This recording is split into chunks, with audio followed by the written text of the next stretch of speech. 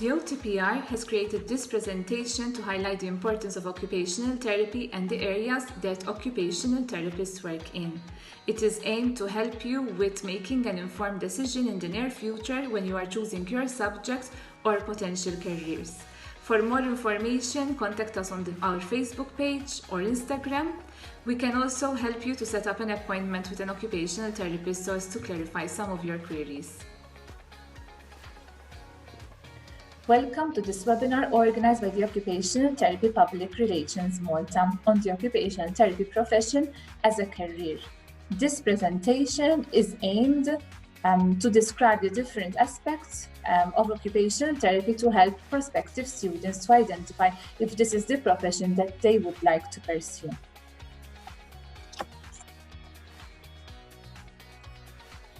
Occupational therapists and occupational therapy assistants help people of all ages participate in the things they want and need to do through the therapeutic use of everyday activities and occupations.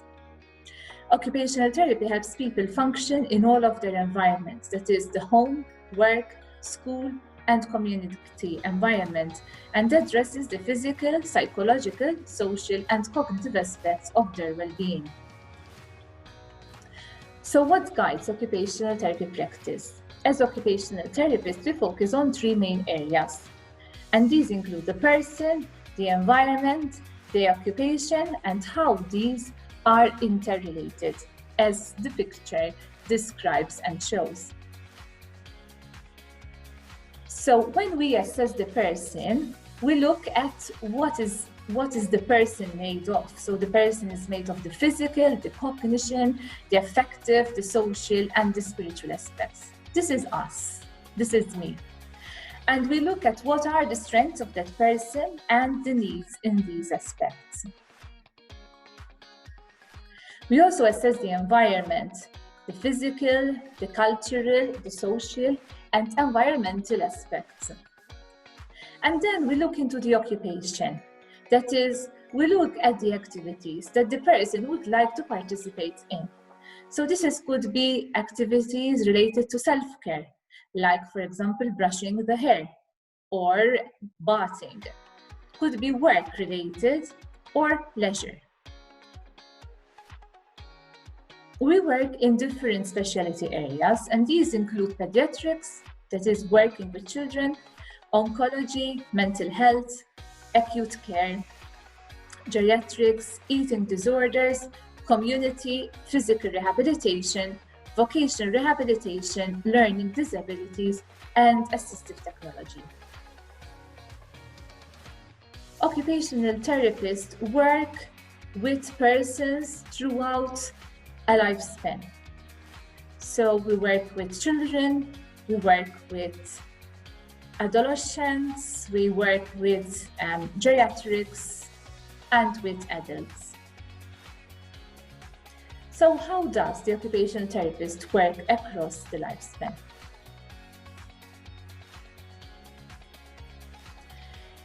In early intervention, the occupational therapist can help the child achieve developmental milestones, maintain good posture so that they can be able to work at tabletop activities, integrate in play activities, and overcome sensory issues that, for example, might affect feeding. The occupational therapist provides support and advice about challenges the child might face at school, include accessibility. For example, a child who is a wheelchair user needs to access a school, and therefore an assessment on that environment is made. Posture, how the person is going to be seated in class. For example, a person with physical disability, what seating is required in order to help that person also participate in class. We look also at the sensory issues and how these can affect a person, for example, with autism, in order to be able to function within a classroom. Attention of that person and how we can help that person to attend to the teacher. Organization of the things that are required For example, organization of the school staff, organization of study skills, and organization of studying. Handwriting, we look into handwriting and we help persons to develop handwriting, and also we look into adaptations to help that person improve their handwriting. The occupational therapist can also help the child develop interaction skills, play, basic self-care skills like dressing, toileting, feeding, and bathing. And this is all fun stuff because we actually play with the children and we use toys in order to help children to develop these skills. The occupational therapist also works with adolescents and young adults, focusing on developing life skills, personal care and social skills development, educational activities, pre-vocational training, for example, helping the person learn certain skills that are required to be able to be employed. For example, preparing a CV, mental health well-being, challenging behavior, and we look into ways that can help the people around that person in order to reduce the challenging behavior and address it. Physical development, assistive technology in order to help people access computer technology, as well activities that are related to employment, leisure and sports activities.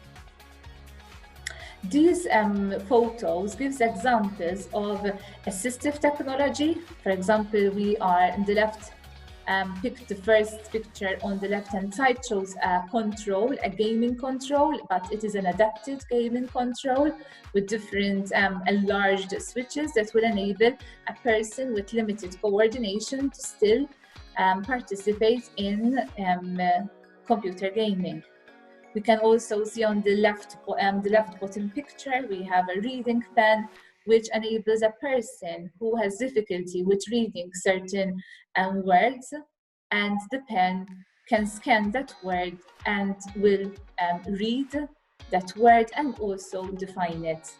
We can also see the middle picture, top middle picture, the occupational therapist working with a person, teaching how they can understand money and also manage their money. We can also see another picture where the occupational therapy is providing group therapy through the use of games. Occupational therapists work with adults targeting various needs, including physical rehabilitation, mental health, cognitive, perceptual, and behavioral functions, activities of daily living, which will include personal, domestic, and community social skills, leisure activities and sports, participation in vocational rehabilitation, driving assessments for those people who needs to go back to driving after an acquired condition or an injury, as well as assistive technology and environmental adaptations in order to help that different people to be able to participate into their environments. And here we can see a number of pictures that show different aspects of this occupational therapy intervention. We can see the first two pictures on the left, where we can see dynamic splinting as well as static splinting, which will help the occupational therapy to perform hand rehabilitation, thus helping the person to regain function in their hands. We can also see on the right-hand side a person using a touchscreen as well as voice recognition. So together, the combination of both, he is able to access a computer and maybe send an email or do work-related activities. We can also see at the bottom middle picture cutlery adaptations with an enlarged handle, which will enable someone with limited hand function to be able to still hold a fork and perform independent eating. So our target is function, how we can help a person to really be independent. In the area of adults, we also work on health promotion, trying to teach people how they can prevent injuries. For example, how they can organize the environment to prevent falls, and we educate the people.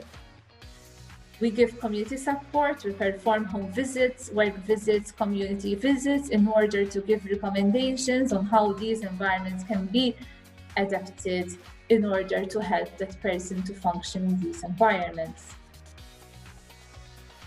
And we focus on ability. So we help the person to increase their performance in the workplace, mobility, leisure, and also self-care. Occupational therapists work also with elderly people in various settings, including rehabilitation centers, residential homes, community dementia intervention, and day centers. In geriatrics, the occupational therapist targets various needs, mainly the physical aspect. So in order to help that person to maintain their physical aspects, their range of motion into their limbs, and also to maintain their mobility from one place to the other. Cognitive and perceptual abilities, for example, working with dementia person would provide use of external aids, for example, use of alarms next to a door that can be set off to ring if the person opens a door to leave outside. And other adaptive environmental changes, like, for example, symbolization of an environment in order to help that person get familiar and find their way into that environment. Social aspects via individual and group intervention, we help the elderly person to maintain social interaction, and this will also help the mental health of that person. Self-care and participation in daily life tasks, so that they can manage to be independent as much as possible. Education as well about routine and structure, energy conservation and joint protection techniques. For example, this could be working with people who have arthritis in their joints and show them ways of protecting those joints, and through different ways of maybe managing their cooking in different ways that can help to conserve energy and protect their joints. Falls prevention and self-help, example, self-medication and exercise. In fact, here we can see a number of pictures. That the first one on the left shows a pillbox, an electric pillbox that will be programmed in order to help a person to remember when they have to take the pill, and actually at the appropriate time, the pillbox will open and present the pills that need to be taken at that point in time. We can also see rehabilitation to maintain range of motion and hand function. We can also see leisure activities that will help the elderly people to keep social interaction, as well as improve and maintain their cognitive function. We can see also kitchen adaptations and that help a person to reach their pots and pans much more easily. Anyway, this is something, these kind of like gadgets are now easily available in modern kitchens. And the last two photos on the right side are showing examples of dementia-friendly environments with brightly colored environments that will help the person to be oriented into that particular environment. What are the future opportunities in occupational therapy? Immigration, poverty, and homelessness, helping these people to be able to, for example, find employment, as well to manage their life and start helping them to, together with other organizations, to have a home and also manage that home. Health promotion and education in order, for example, to prevent any falls, therefore prevent people from being admitted to hospital. School-based interventions, primary health and rapid intervention services, occupational therapists with their skills in identifying activities, liaison skills. We are good persons to be part of a multidisciplinary team in order to help with discharge planning. Design and accessibility of environments, community interventions, and also women's health. And these are some pictures that shows this, where we have like helping women in their pregnancy to maintain their mobility in terms of and their mental health through exercise, and also a picture showing design and accessibility. And this could be you. You can be a superhero, you can be an occupational therapist and joining our team. Thank you for listening.